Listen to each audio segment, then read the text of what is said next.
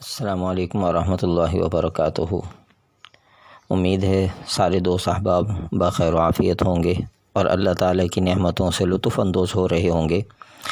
عزیزان گرامی، آپ حضرات بھی مشاہدہ کر رہے ہیں اور میرے ملنے جلنے والے ان سے بھی یہ بات عموماً سنی گئی دیکھی گئی کہ ہر شخص آج کوئی صدر سے گلہ اور شکوہ کنا ہے، اور کوئی وزیر اعظم سے، کوئی اپنے علاقے کے کونسلر اور چیئرمین سے، غرض ہر ایک آدمی دوسرے کی وجہ سے پریشان ہے، اور پریشان ہی نہیں بہت زیادہ۔ اور خاص طور پر اس وبا نے جب مجھے اور آپ کو اپنے گھروں کے اندر پابند کر دیا تو راستے کے اندر اور ملنے جلنے والے جہاں ٹیلی فونوں کے اوپر اور اپنے گلی کوچوں کے اندر بیٹھ کر جب کلام کا سلسلہ اور گفتگو شروع کرتے ہیں تو عموماً یہ فضا آپ حضرات کو نظر آتی ہوگی، سنتے ہوں گے۔ تو ایسے موقع پر مجھے اپنے استاد محترم کا ایک واقعہ ذہن میں گردش کر رہا ہے جو میں آپ حضرات سے شیئر کر رہا ہوں۔ امید ہے کہ اس کے اندر میرے لیے بھی اور آپ کے لیے بھی یقیناً سبق ہوگا۔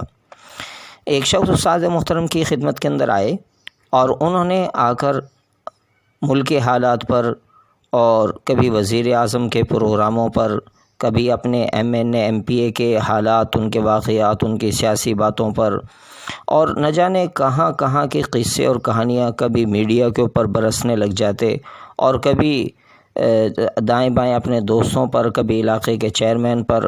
استاد محترم 15-20 منٹ تک ان کی گفتگو سنتے رہے۔ بالآخر پھر استاد محترم کی طرف متوجہ ہوئے۔ جب وہ خوب کہہ کر خاموش ہوئے تو استاد محترم نے ان سے سوال کیا کہ آپ صدر صاحب کے بارے میں گلہ شکوہ کر رہے تھے، کیا میں آپ سے پوچھ سکتا ہوں کہ صدر صاحب سے آپ کی کوئی پہچان وغیرہ ہے؟ انہوں نے کہا نہیں۔ دوسرا سوال استاد محترم نے پوچھا کہ کیا آپ کی ان سے کوئی اتنی حجت ہے کہ آپ اپنی باتیں ان سے صدر صاحب سے منوا سکیں؟ جواب انہوں نے کہا نہیں۔ کہا آپ کیا صدر صاحب کے کوئی مشیر اور وزیروں کے اندر آپ کا کوئی شمولیت ہے؟ انہوں نے کہا نہیں۔ پھر استاد محترم متوجہ ہوئے، کہا کہ اچھا وزیر اعظم کے ساتھ آپ کی کوئی ذاتی مراسم ہو؟ اس نے کہا نہیں۔ کہا اچھا آپ وزیر اعظم کے مشیر، ان کے کوئی وزیر، ان کے اندر آپ شامل ہوں؟ اس نے کہا نہیں۔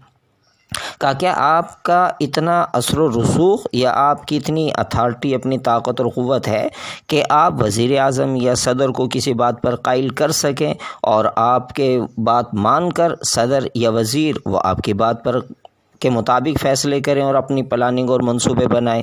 کہا نہیں۔ پھر آپ متوجہ ہوئے، اچھا چیف آف آرمی اسٹاف سے آپ سے کوئی تعلقات ہوں؟ کہا نہیں۔ کہا اچھا آپ کی کوئی چیف آف آرمی اسٹاف کے ماتحت کوئی آپ کا اتنا لنک اور آپ کا اتنا تعلق ہو کہ آپ اپنی بات چیف آف آرمی اسٹاف ان کو سمجھائیں اور ان کو قائل کریں، تو آپ کیا اتنی اتھارٹی اور حیثیت رکھتے ہیں؟ اس نے اس میں بھی کہا نہیں۔ کہ اچھا چلیں آپ کے علاقے کے جو M N A M P A ہوں، آپ ان کے خاص مشیروں کے اندر شامل ہوں اور آپ کی وہ بات مان لیں، کیا آپ کے اندر اتنی ہے؟ کہا نہیں۔ کہ اچھا آپ M N A M P A ان کے کوئی اتنے قریبی اور اتنی آپ کی حیثیت ہو کہ آپ ان کو چیئرمین ہی کو اپنی بات پر قائل کر لیں؟ کہا نہیں۔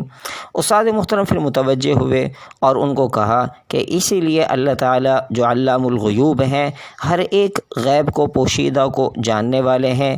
اللہ تعالیٰ نے تو 1400 سال پہلے ہی اپنے قرآن مجید کے اندر ہمیں سبق دے دیا تھا، لا یکلف اللہ نفسا الا وسعها۔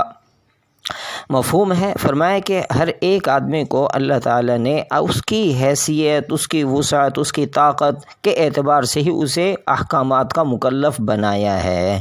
چنانچہ جب آپ کے ذمے یہ چیز ہے ہی نہیں کہ آج یہ وبا کی جو شکل ہے کہ اس وبا کے اندر یوں نہیں یوں کر لیں، یوں نہیں یوں کر لیں، یوں نہیں یوں کر لیں، تو جب آپ کی میری حیثیت ہی نہیں تو میرے اور آپ کے ذمے کرنے کے کام کیا ہیں؟ آدمی ان کی طرف متوجہ رہے۔ ان کاموں کے اندر سے 5 وقت کی فرض نمازیں ہیں، اللہ توفیق دے تہجد کے اندر اٹھیے، اس کے آپ مکلف ہیں، یہ آپ کر سکتے ہیں۔ اسی طریقے سے آپ تلاوت قرآن کریم کے اندر اپنے وقت کو لگائیے، آپ اللہ تعالیٰ کی یاد کے اندر اس وقت کو لگائیے، اور یہ موقع تو بہت اچھا موقع ہے کہ آپ پہلے تو اپنے گھر والوں کی، بچوں کی تربیت نہیں کر سکتے تھے، لیکن اب تو آپ اپنے گھر کے ہی اندر جب 24 گھنٹے موجود ہیں تو آپ اپنے گھر کے اندر رہ کر اپنے بچوں کی تربیت پر، ان کے اخلاق پر اور گھر کے دیگر کام کاج پر، ان پر توجہ دیجیے۔ اگر میرا اور آپ کا یہ وقت اپنے گھر کے اندر انہی کاموں کے اندر اگر لگ جائے تو یہ وقت میرا بھی قیمتی بنے گا، آپ کا بھی قیمتی بنے گا، اور عند اللہ ہمیں اس کا حساب کتاب بھی امید ہے کہ اچھے طریقے سے ہم دے سکیں گے۔ بہرکیف حضرت استاد محترم کا یہ واقعہ اور ان کی نصیحت اور ان کی یہ باتیں آج میرے دماغ میں گردش کر رہی تھی، لہٰذا سوچا ان باتوں کے اندر آپ کو بھی شریک کر لوں۔ میرے لیے بھی اور آپ کے لیے بھی آج یہ بڑا بہترین موقع ہے کہ ہم اپنے گھر کے اندر رہتے ہوئے اپنے گھر کے سینکڑوں کام ہیں جو ہم ان کو سدھار سکتے ہیں، اپنے گھر کے کام کاج ہیں ان کو ہم ٹھیک کر سکتے ہیں، چھوٹے بڑوں کی جو گھر کے اندر تمیز ہے، ادب ہے، اپنے گھر کے اندر ہم تعلیم کا حلقہ لگائیں، اس میں ایک اخلاقیات کا عنوان منتخب کر لیں۔ سینکڑوں کتابیں موجود ہیں، استاد محترم حضرت شیخ الاسلام مفتی تقی عثمانی صاحب، ان کی کتاب اپنے اخلاق اچھے کیجئے، درست کیجئے، اس عنوان سے غالباً کتاب ہے، آپ اس کتاب کو مطالعہ کیجئے خود بھی، اور اپنے گھر کے اندر بچوں کو بیٹھ کر ان کے سامنے پڑھیے، ایک ذکر کا حلقہ قائم کر لیجئے، تلاوت کا اپنا ٹائم مقرر کر لیجئے، تو اس طریقے سے انشاءاللہ ہمارا یہ سب کا وقت بھی قیمتی بن جائے گا اور ہم گناہوں سے بھی بچ جائیں گے۔ امید ہے آپ حضرات کو یہ باتیں اچھی لگی ہوں گی، مزید اپنی قیمتی آراء سے آپ انشاءاللہ امید ہے آگاہ کریں گے۔ دعا فرمائیں۔